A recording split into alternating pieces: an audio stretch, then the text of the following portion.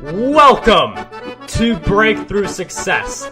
I am your host, Marc Guberti, founder of the Content Marketing Plaza, bringing you 3 new episodes each week where I and top-level guests teach you how to take your business to the next level and achieve your breakthrough. And before we jump into today's episode, let me ask you a quick question. How much would your life change if you could make 6 figures from your content?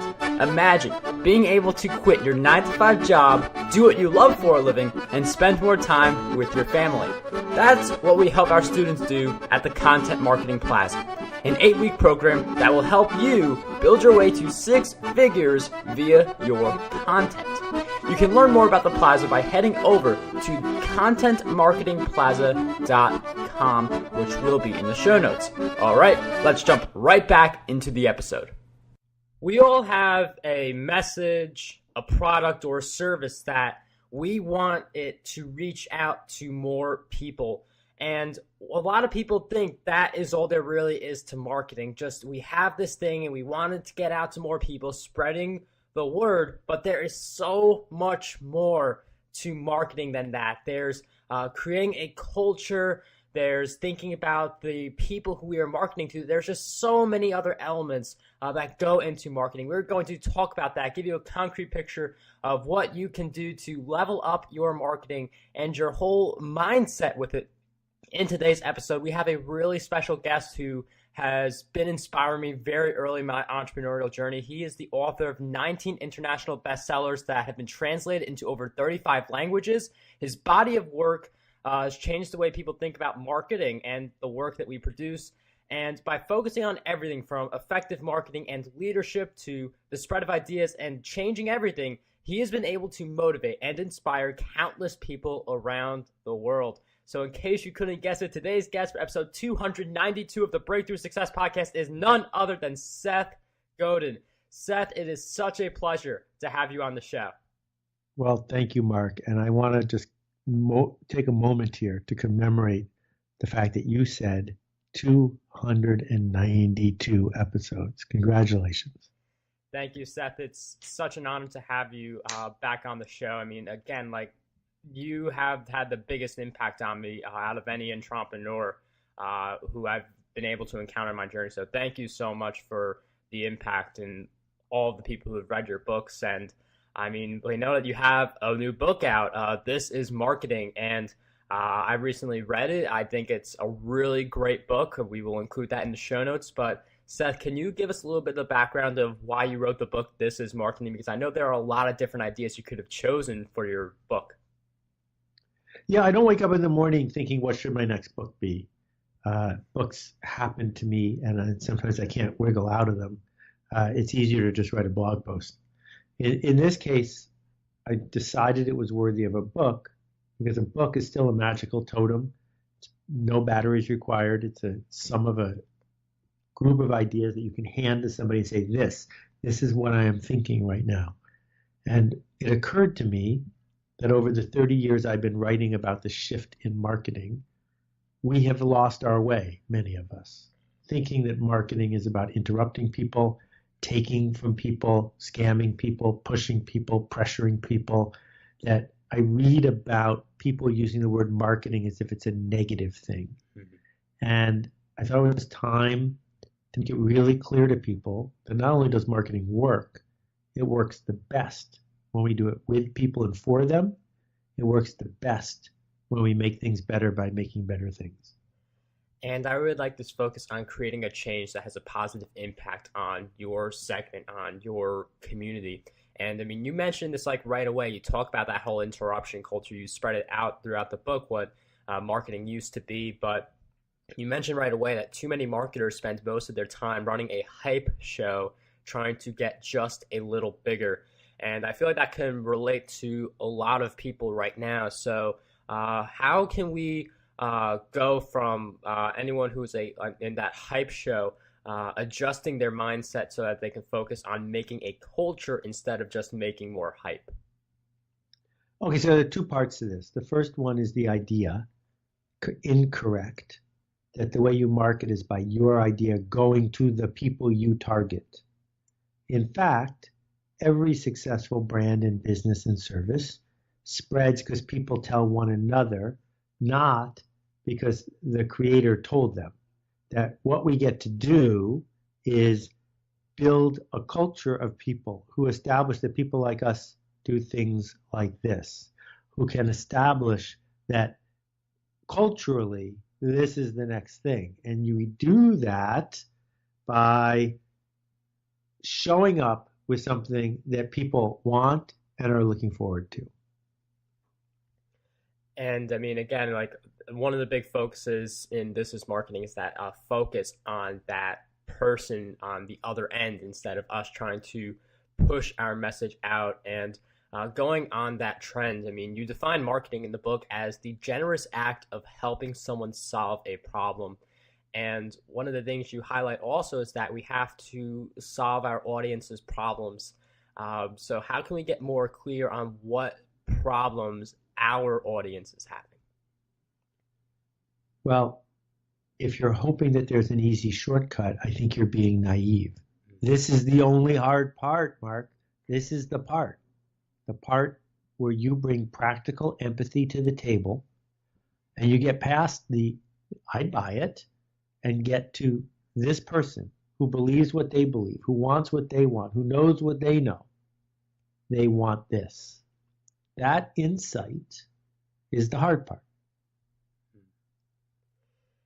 And I mean, it makes a lot of sense because if you just create a product and hope you get lucky, maybe you do get lucky, but that's very unlikely to happen. If you know your audience's problems, it's definitely a lot easier. And a lot of conversations with people can really dive deeper into what kind of problems people are having. And I feel like part of this is being able to see from the other person's worldview, being able to better understand their thoughts, what they're thinking right now, instead of just thinking our worldview is their worldview. And this is something you also cover in This is Marketing. So I'm wondering if you could give us a glimpse into how we can learn to see the worldview of the people who form our audience. Well, you can learn a lot just by noticing. And if you can assert that the people who don't do what you do might be right, it gets a lot easier. Why would someone wait in line at the post office instead of printing at home with technical software that prints their own postage, right? Every day, millions of people stand in line in the post office. Why would someone wait in line at a toll booth instead of having an easy pass? Why would someone take the train instead of flying somewhere? We can go down this huge list of things that people do that we don't do. And we can say they're stupid. Well, they're not stupid. They're just different than you.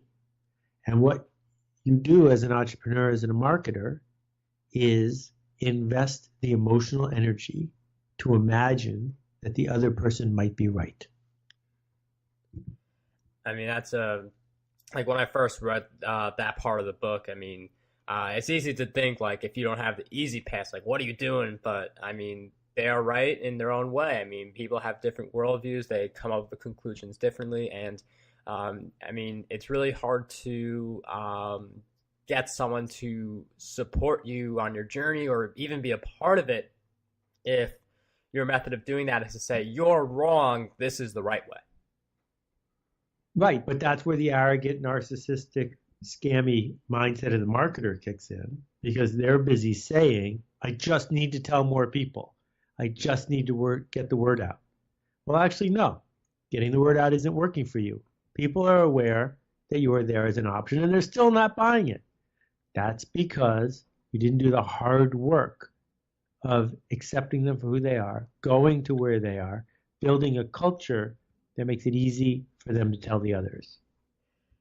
And like getting that whole insight into the other person, that potential customer who has all these different thoughts running through their heads, that's definitely one part of the marketing. But another big part is that trust factor.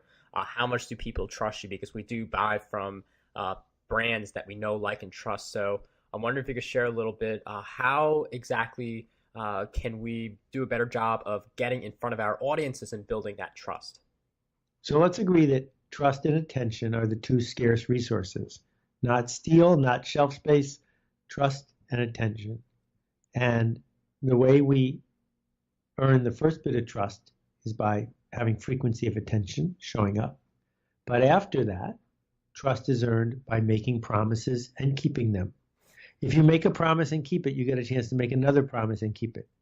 And if you keep making big promises and keeping them, more people will trust you. And I mean, I really like this focus on promises, because if you keep a promise and people see that, then that's going to build a reputation where this person keeps their promises. And I mean, I mentioned earlier, like just recently, it creates that whole expectation. And you mentioned that a brand is just this idea of what your customers' expectations are of that brand. And part of creating that expectation is knowing what exactly your brand should stand for. So I'm wondering if you could share a little bit about how exactly do we figure out what our brands should actually stand for. Some of us are creating a lot of content, but we're not thinking like why or what exactly does this even lead up to? Well, you know this, but let's go over it. A brand and a logo are different things. A logo is just a symbol. A brand is a promise. And what we are promising to do is change things. That's what it means to be a marketer, is to make change happen. So you get to pick what change you stand for. What change do you seek to make in the world? Who are you trying to change? And if you can be clear about who it's for and what's it for, if you can be really specific, then you have a foundation to start with. And I mean, I really like the idea of starting basic and having that foundation, because I mean, when some people think about these really deep questions, like what should my brand stand for, they can get really deep into it, but you really have to have the concept in mind and then just put it out to your audience and see what happens. I mean, I feel like that's a really deep part of that, just like not having it perfect, but just being able to put it out to your audience and see what happens. Well, let's be clear about this. There are parts of it that do need to be perfect. The parts where you are coherent with the assertions that you are making. So if you say, we make sterile surgical tools, and you start shipping surgical tools that have botulism on them, that isn't about being imperfect or the minimum viable product. That is sloppy. That is malpractice. That is easy to address. But if you go to market and say, we believe there is a market for triple sterilized tools, and you bring triple sterilized tools to surgeons, and surgeons then say, nah, double sterilized is enough for us, you made an assertion and you were wrong. That is the kind of imperfect that's totally appropriate. To put something in front of the people you seek to serve to find out if it actually serves them. And I mean, thank you for that deeper analysis, because we do want to make sure that we're fulfilling our assertions, and after we fulfill our assertions through that, then we can see what necessarily happens with the product. And I mean, one of the things that also happens, and you also mentioned this in the book, is that we sometimes get bored with talking about the same things, sticking with the same story. So a lot of people, they do change things up a little bit, sometimes too fast. You can see this in the person who, let's say they have this one big idea, and then they're tired of doing that. They go on to this other big idea, and they're just bouncing from idea to idea, from product to product, without it really going anywhere, and without really being able to attract a core audience. So I'm wondering, how exactly do we stick with the same story, stick with the main message that we currently have without constantly changing it around because we're bored of continuing to talk about it? Yeah, it's a great point. My late partner and friend Jay Levinson said, you don't change your marketing when you get bored with it, and you don't change it when your spouse gets bored with it. You don't change it when your employees get bored with it. You change it when your accountant gets bored with it. And I think that's good. It's good advice. You know, you should change your logo as often as you change your nose or your name.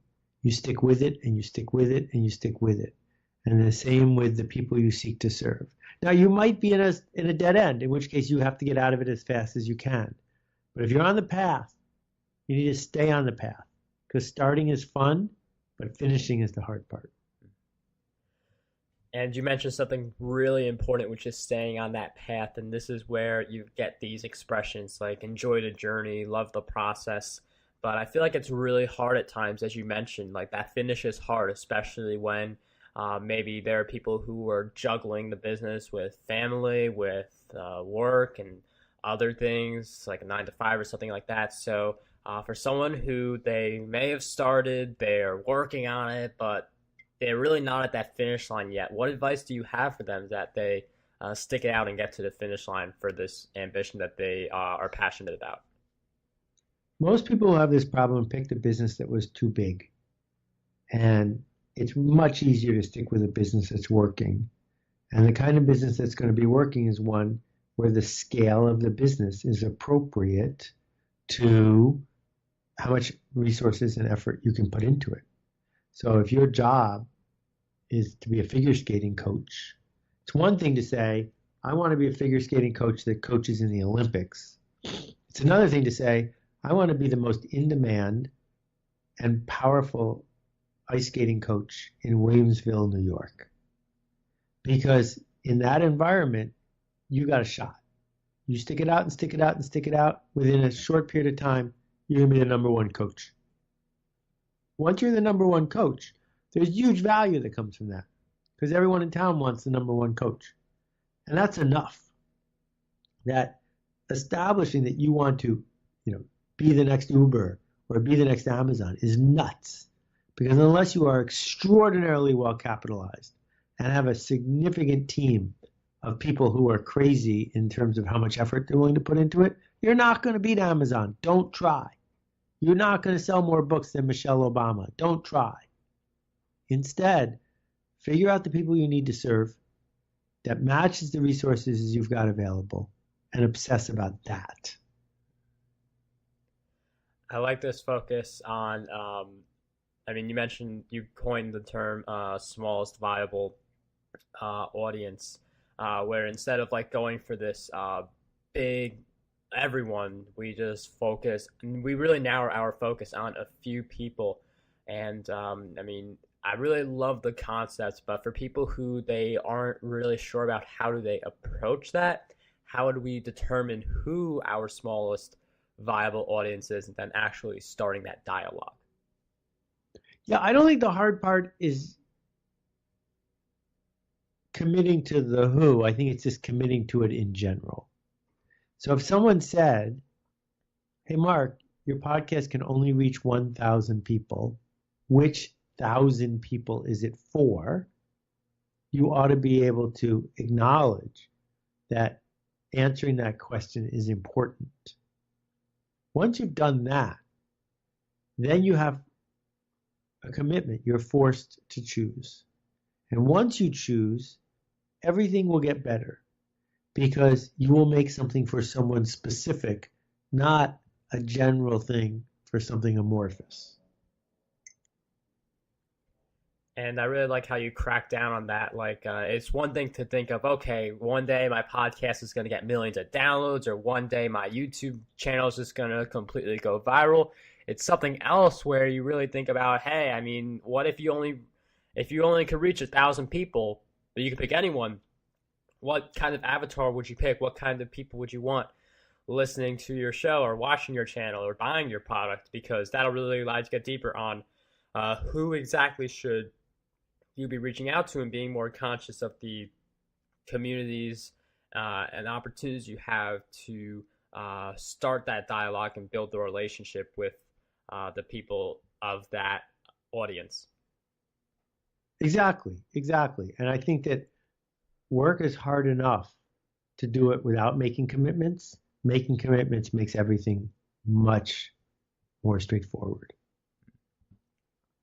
And I like that idea on the commitments because when we don't, when you don't have commitments or you have the wrong commitments, you could feel like you're walking a little blindly in certain moments. So once you have the commitment, it definitely is a lot more clear on what it is that we have to do. And uh, like some people, they are very clear on what they want to do. They're very clear on where they want to go, but for some reason, they're not quite there yet. So with that in mind, I'm wondering, what do you believe holds most people back from reaching their full potential in the area that they're pursuing? Well, it's fear. It's always fear. That's easy. The hard part is specifically, right? And in this case, the fear is if you make a commitment, it might not work. If you make a commitment, you might then have to turn around and say, nope, I failed. But the alternative is to not make a commitment and fail anyway. So my argument is this practice of committing to an audience, committing to the promise of your brand, committing to show up, it's better than not committing. So if you want to go get a job, go get a job. If you're not going to have a job, I think it's essential that you build a structure around this commitment. And I mean, making a commitment is very strong already, but that structure just, I mean, I really like that idea where you create the structure, you're more clear on what it is that you have to be doing, how you have to be doing. There's just so many more things you could do once you have that structure around you. And I know that on this journey towards unlocking our potential, I mean, fear is definitely a really big part of what holds a lot of people back. But also throughout that journey, there are going to be certain challenges we face. And I know challenges are just constant, but they do make us better. So, Seth, I'm wondering if you could share with us one of the challenges that you have faced on your journey to becoming a 19-time best-selling author and some of the lessons you've learned. Well, the first year was very tough. I got 800 rejection letters in a row. I didn't understand who the book proposals were for. I thought my job was to invent books that the public would buy. This was incorrect.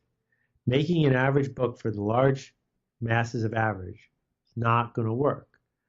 I then realized that the person I needed to persuade was the 50 editors that I was trying to sell to. If they didn't think it was a good idea, I never got past them. And then the question was, who do they look to see if it's a good idea? And then I realized the person I really need to please is the owner of the bookstore. This is before Amazon.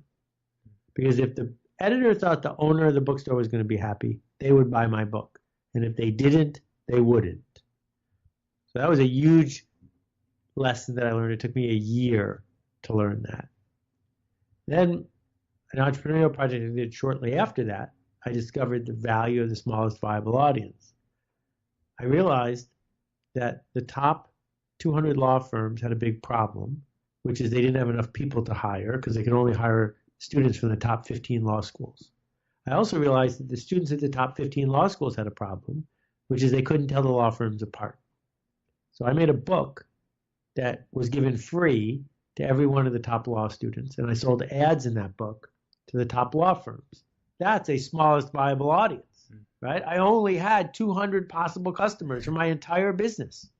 So if I wasn't making them happy, my business was going to go away. And realizing who I sought to serve, how I was going to engage with them, that was everything. And the first year I did that project, it did very well. The second year it did better. And then I realized I hated working with law firms. So I got rid of the project because you become like the people you serve all day. And I decided I could focus my energy on serving a different group of people in a way that I was proud of. Wow, lots of really powerful insights just in this one answer. I mean, there's a lot of stuff throughout the interview, but I mean, diving in a little more, like you become like the people who you serve, and that makes sense because you become the average of the 5 people you spend the most time with. And if you're serving someone, you are spending a lot of time with that person, especially if that individual is a top customer. And also the fact that, I mean, it's a little different now with self-publishing, where you can directly reach readers with your book. You publish it. There's no barrier, but I mean, with the publishing, I mean, just thinking about you, I mean, you boil it down to the owner of the bookstore.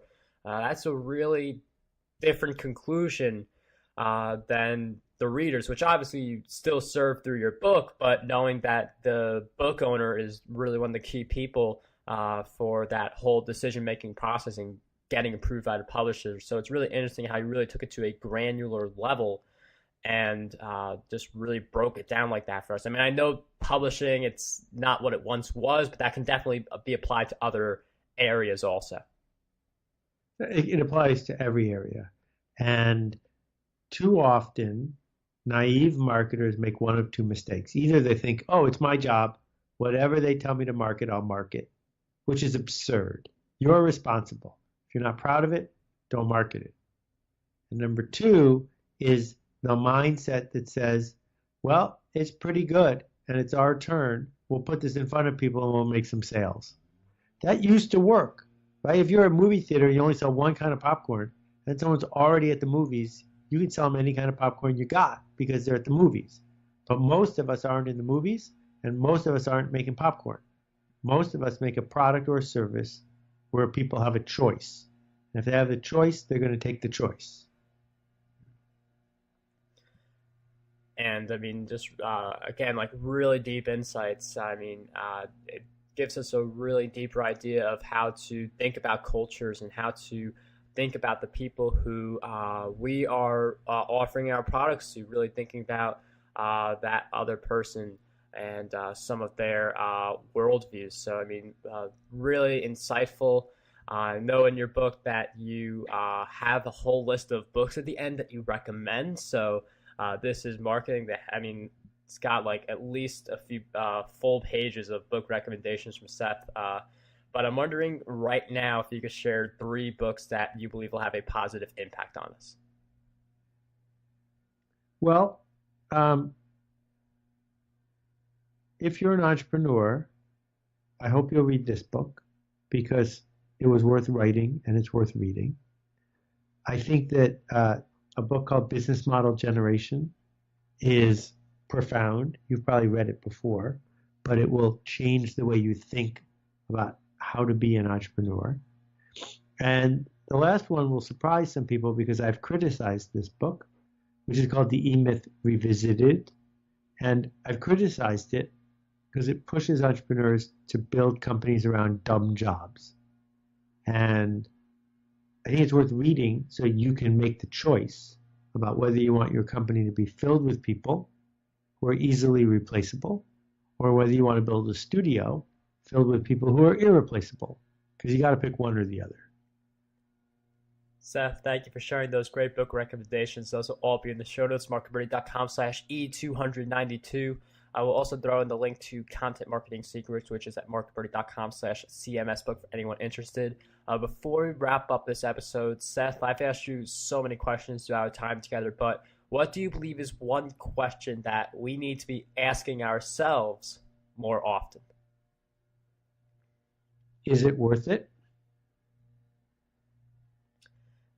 That's a really great question to ask ourselves. I mean, it really gets a little deeper into basically like each action we take and really being able to prioritize and really being able to think of how this will impact our culture. So that's a really great question for us to keep in mind for anyone who wants to learn more about Seth. I mean, you could just Google Seth Godin, a lot of things will come up. His newest book, This is Marketing. It's on a few places, Amazon and others, but the link to that is Seth's, SETHS.blog/Tim, with the Tim standing for This is Marketing. So Seth's.blog/Tim. Seth, is there anything else that you want to include in that and anywhere other places where we can find you as well? Just so pleased you took the time. Thank you for doing this on a regular basis. 292. Go, go, go. Thank you so much, Seth, for being a guest on the show. I mean, so many great insights with us today. Just thank you again for coming back on the show. You've had a really big impact on many people, myself included, especially very early in my journey. Cheers. Go make a ruckus. Want to dominate the podcasting industry? Now you can with your free copy of my book, Podcast Domination. You'll learn how to launch, grow, and monetize your very own show. And whether you are a beginner or an expert, this book has a lot of golden nuggets for you. We'll cover the cost of producing this book. All we ask is that you cover the shipping. To get your copy, head over to marcguberti.com/PD.